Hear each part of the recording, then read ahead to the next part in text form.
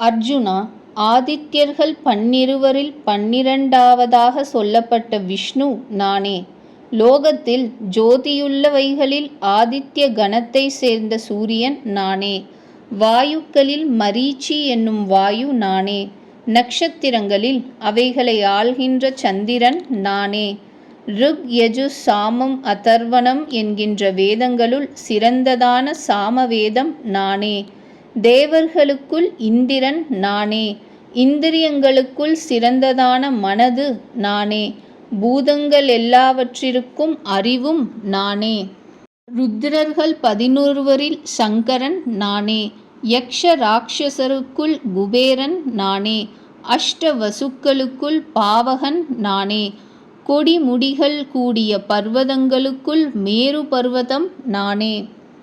ஏகாதச ருத்ரர்களில் பெயர் அஜன், ஏகபாதன், அகிர்புத்தியன், துவஷ்டா, ருத்திரன், அரன், சம்பு, திரையம்பகன், அபராஜிதன், ஈசானன், திரிபுவன் என்பவையாம்.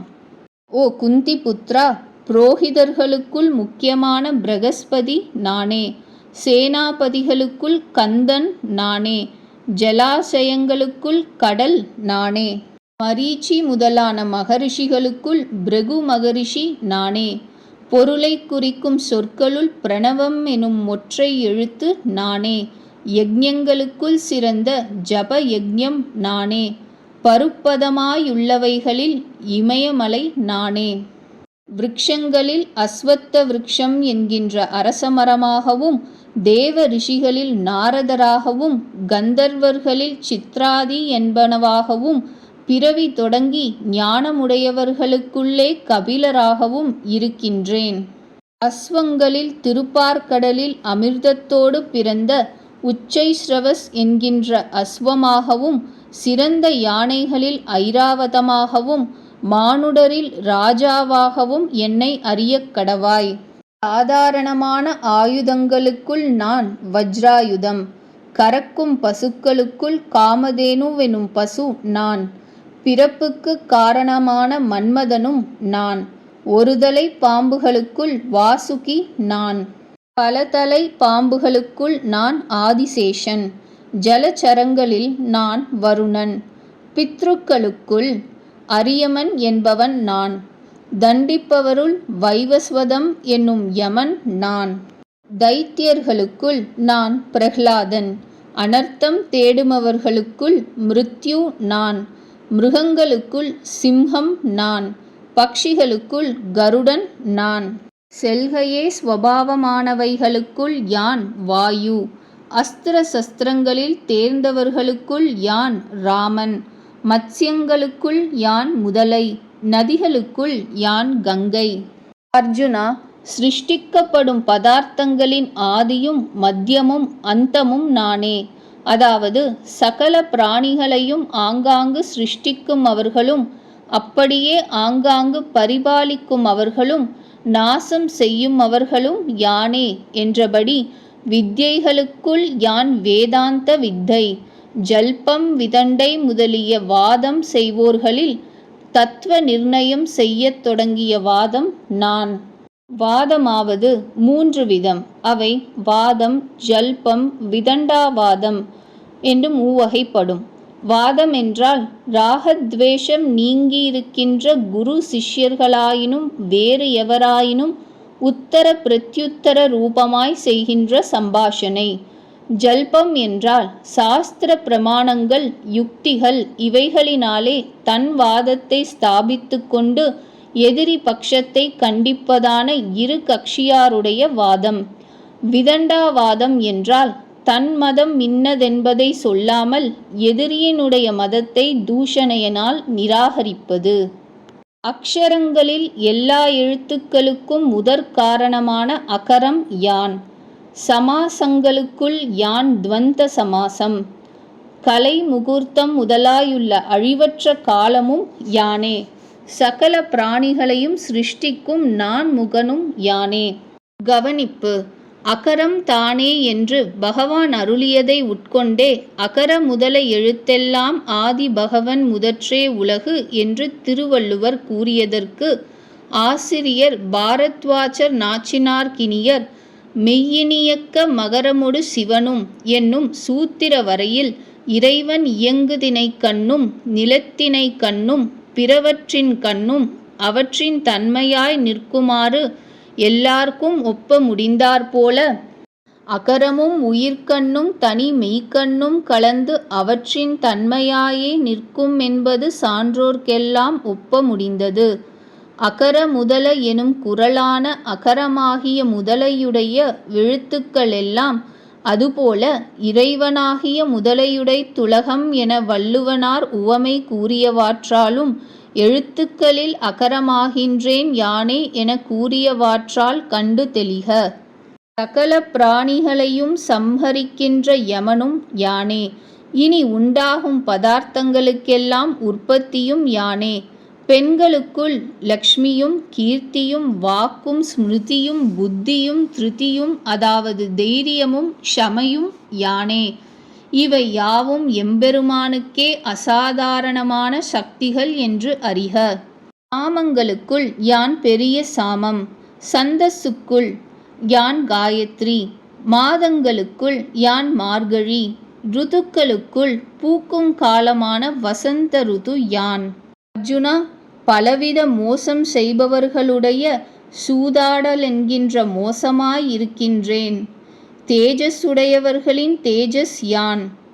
ஜெயத்தை உடையவர்களுடைய ஜெயமாகவிருக்கின்றேன். முயற்சியுடையோரின் பிரயத்தனமாகவிருக்கின்றேன். சாத்வீகர்களின் சத்வகுணம் நானே. கருத்து: காய்களை நடத்துகிறதினால் ஜெயம் தோல்வி இவைகளை ஆரோபித்து விடுகிறபடியினால் மோசம் என்று கூறியிருப்பது உச்சிதந்தான் என்கின்ற அபிப்பிராயத்தில் காய்களை கொண்டு ஆடுகிறதென்று சொல்லப்பட்டது.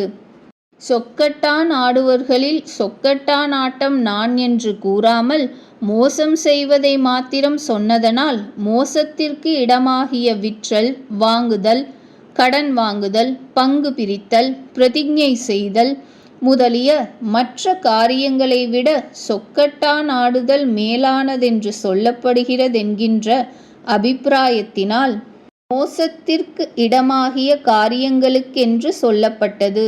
காய் முதலியவைகளை என்பதனால் ஜீவனோடு கூடியதும் ஜீவன் இல்லாததுமான வஸ்துக்களை கொண்டு ஆடுகின்ற எல்லா ஆட்டங்களும் சேர்த்து கொள்ளப்படுகின்றன. அல்லாமல் ஜீவனில்லாத வஸ்துக்களை மாத்திரம் சொல்வதற்காக காய் முதலியவைகளை என்று சொல்லப்பட்டதாகவும் ஆம்.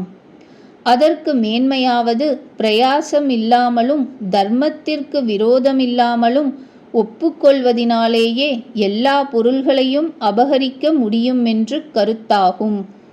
விருஷ்ணி வம்சத்தாருக்குள் யான் வசுதேவன் மைந்தன், பாண்டவர்களுக்குள் யான் அர்ஜுனன். சிந்தை செய்வதனாலேயே விஷயங்களை உள்ளபடி அறிய வல்லவரான ரிஷிகளுக்குள் யான் வேதவியாசன், வித்வான்களுக்குள் யான் சுக்கிரன். கட்டளையை தவிர்ந்த பேர்களை தண்டிக்கும் விஷயத்தில் யான் தண்டனை ஆகின்றேன். ஜெயம் கோருபவர்களுக்குள் ஜெயிப்பதற்கு மானான நீதி ஆகின்றேன். மறைக்க வேண்டிய விஷயங்களில் யான் மௌனமாயிருக்கின்றேன். அவ்வாறே ஞானவான்களுக்கு ஞானமாகவும் இருக்கின்றேன். உட்கருத்து: வசுதேவர் என்னும் பதம் இவ்விடத்தில் லக்ஷணையினால் வசுதேவர் வீட்டில் 4 கைகளை உடையவராக அவதாரம் செய்தது முதலாக மனிதர்களை விடச் சிறந்த குணங்கள், விக்கிரகம், பராக்கிரமம் முதலிய இடையர்கள் வரையிலும் பிரசித்தமான மேன்மையை குறிக்கின்றது. அதை அர்ஜுனனுக்கு சொன்னது உதாரணம் காட்டுவதற்காக. சர்வநாமமாகிய நீ என்பதை விட்டு நேராக பெயரையே கூறினமையால் மிகவும் சமீபத்தில் இருப்பது முதலியவைகளால் மேன்மை இங்கே சொல்லப்படுகிறது. தர்மத்தில் தர்மபுத்திரனும் பலத்தில் பீமசேனனும் அழகு முதலியவைகளில் மாத்ரீயின் பிள்ளையாகிய நகுலர் மற்றும் சகாதேவர்களும் சிறந்தவர்களாகையினால் அர்ஜுனன் என்கின்ற பிரசித்த பெயரினாலே விவரிக்கப்பட்டது. அர்ஜுனா, சகல பூதங்களுக்கும் காரணம் அல்லது விதை எதுவோ அது நான். ஜங்கம ஸ்தாவரமான எந்த பூதம் இருக்கின்றதோ அது என்னையன்றி இல்லை. ஸ்ரீ சங்கரர் அபிப்பிராயம்: என்னால் தோன்றிய சராசர ரூபமான அனைத்துலகிற்கும் என்னையன்றி காலத்ரயத்திலும் தமக்கென யதார்த்தம் இன்று. அனைத்தும் நானே என்றதாம். என்னை மண்ணை அன்றி கடகலசாதிகள் இன்றாகியும் அம்மண் அவற்றில் ஒன்றாகியும் தானே அனைத்துமாயது போல ஆன்மாவே பிரம்மமாம்.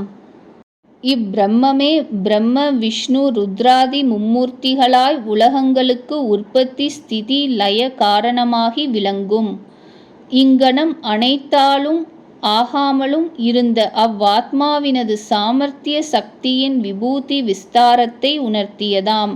இது மகாவிஷ்ணுவினது விபூதி விஸ்தாரமாக இருக்க எங்கனம் பிரம்மத்தினது விபூதி என்பது எனின், பகவான் தனது ஸ்வானுபூதியில் தோன்றியபடி விபூதி விஸ்தாரத்தை கூறிய இவ்விடத்தில் மகாவிஷ்ணுவை நீக்காமல் அவரையும் விபூதிகளில் ஒன்றாக ஈண்டு அகப்படுத்தி உணர்த்தியதாக என்க.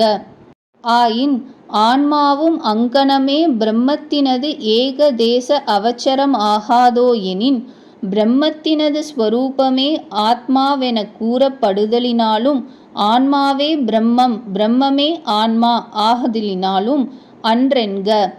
என்னை பிரக்ஞானம் பிரம்மம் என்கின்ற ஸ்ருதியானும் இவ்வத்தியாயத்தின் 20வது ஸ்லோகத்தில் ஆத்மா நானே என ஸ்வரூப லக்ஷணை கூறப்பட்டதானும் என்க. ஸ்ரீ ராமானுஜர் அபிப்பிராயம்: சகல பூதங்களுக்கும் எது பீஜமோ, அதாவது காணப்படுவதும் காணப்படாததுமான 2 விதமாயுள்ள உற்பத்தி காரணம் எதுவோ அது யான். பூதங்களுக்குள் ஒன்றாகிலும் அந்தராத்மாவாகிய என்னை ஒழியத் தரித்திருப்பது கிடையாது. எல்லா வஸ்துக்களும் எல்லா நிலைகளிலும் அந்தராத்மாவாய் உள்ள நம்மோடு கூடியே நிற்கும். இதனால் எல்லா பொருள்களும் பகவத் ஸ்வரூபங்கள் என்று சொன்னதற்கு காரணம் அவன் ஆத்மாவாய் இருக்கை தானென்று வெளியிடப்பட்டது. ஓ பரந்தப, எனது அற்புதங்களான இந்த விபூதி ரூபங்களுக்கு முடிவு கிடையாது.